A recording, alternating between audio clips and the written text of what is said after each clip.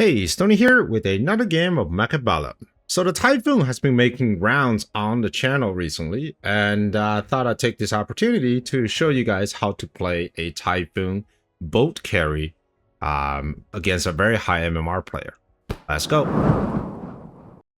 So at the bottom here, I am playing as a Typhoon specialist. It's possibly the best way to get Typhoon, so there's no RNG at all. You're guaranteed a Typhoon at round 3.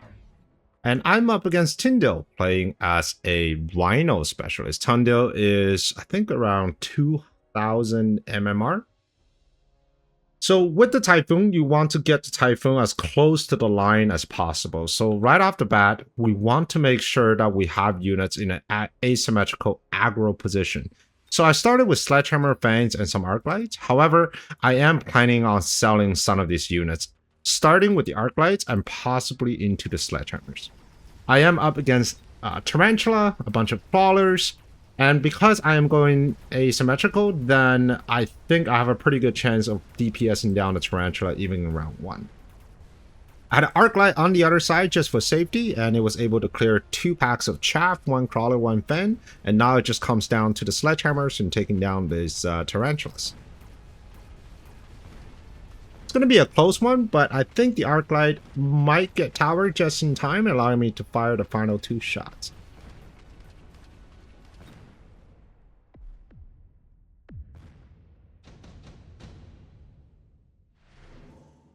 Round 2, we get a reinforcement job. With the Typhoon boat, you want to have as much tempo as you possibly can the first 4 rounds, because you're relatively weak and you don't want to overcommit into another type of chaff clear. Right now, my chaff clear is relatively strong with the Arc Light and the Sledgehammers, but I am falling behind in terms of single unit damage. If my opponent decides to continue to push on with the Tarantulas, then I'm going to be in big trouble. Once this Tarantula get levels and also get range, I will need to have a way to deal with them. And if I put out the boat too early, that is a big problem. So I took the Wasp Swarm. Wasp Swarm gives me the advantage of presenting a threat that my opponent has to respond. And right now the response consists of single squad of Fans in the middle, Fans on the side. And knowing that there are no real optimal spots right now for where those wasps is going to go, I've decided to actually hold on to that card, because sometimes on the round of the wasp, your opponent may actually overprotect one side or the other, causing your ability to fail. But if you just wait for one more round, you'll get a sense to where his boards are going to look like, or what this board is going to look like in a few rounds. And of course, he can choose to continue to defend against a threat that may or may not arrive on that turn, or he can simply push forward, and that's your opportunity to use things like Wasp Swarm. Now, it is not always the best practice, because the later you use the ability, the later you get to use the ability again. So you want to just be very careful with where you want to use that specific ability. Now, in this case, I've decided to save it for round 3, because I know round 3 I get the Typhoon and I will have a huge tempo. So I want to make sure that I put all my eggs in one basket. Round 3 I actually have a unit drop, and Overlord is offered. This is very rare.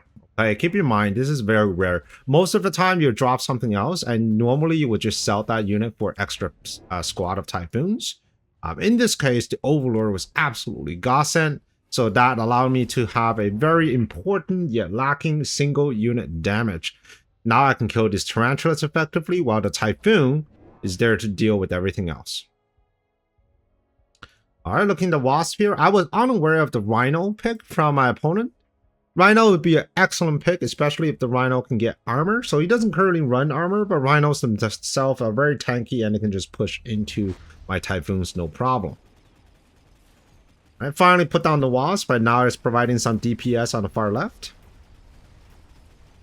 The boats are not coming in. Boats are getting rid of the Tarantula, these big units. And this is really where the power of the Rhino boat comes into play. The boats are a great source of single unit damage, and later on you want to take Chain Gun or Overlord Artillery, and everything on the ground just kind of dies. And then your Typhoon are an excellent chaff clear, and later on is an excellent tank.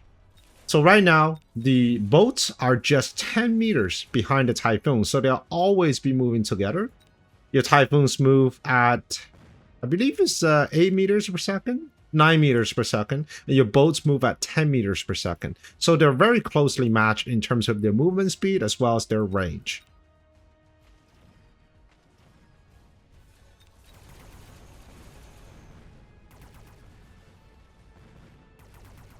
All right, so round 3, if you get a unit drop like boats, you have to take it with your Typhoon. But if you don't have a unit drop, chances are you want to pick the one with the highest damage. You don't always need to run Typhoon carry with boats. You can run with Sabertooth, you can run with Fortresses, you can run with Big Phoenixes. Boats just work better because of the sheer amount of DPS. Round 4 is the round I want to pick up Chain Gun. If you have boats, having Chain Gun is extremely valuable. I started to replace my sledgehammers with Typhoons. At this point, I just need Chaff Clear. I could have sold a Arclight, but that wouldn't give me enough cash. So I sold the sledgehammer so I have 300 to buy another squad of Typhoon. My opponent decided to get Mustangs with AA. Mustangs against AA is not terrible. It can bring down the boats relatively quickly.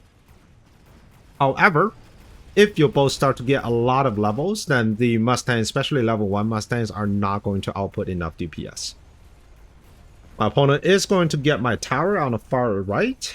It's going to take him a while. So in that time, I was taking my advantage of just destroying this entire army on the left end.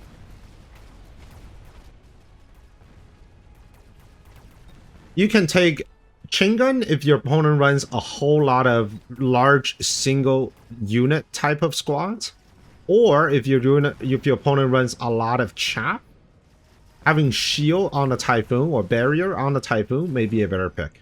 It allows the Typhoon to survive a little bit longer and deal more damage to the Chaff, and while your Overlord will essentially just deal some splash with his main weapon.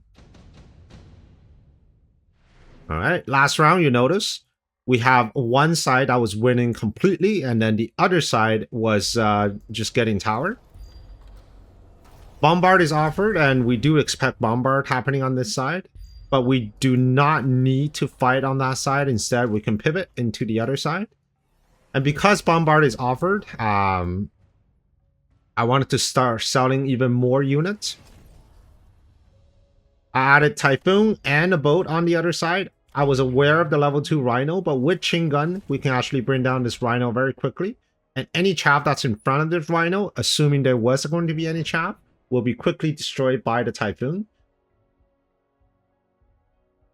My opponent took Spider-Mine. Spider-Mine is a decent choice against the Typhoon since their range is only 100 meters. However, Spider-Mine is not, especially when the Typhoons are on the line, Spider-Mines does not provide the longevity that you need when you're running into an aggro defense.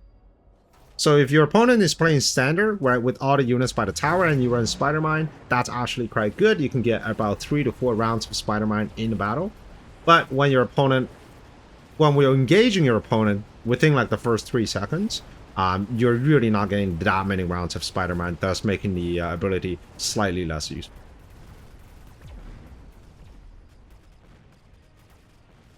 And just like that, we have a solid comp on both sides.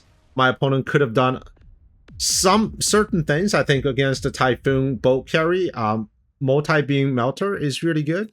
But right now, he's pretty much pivoted into Tarantula and Mustangs. So this is a very clean game.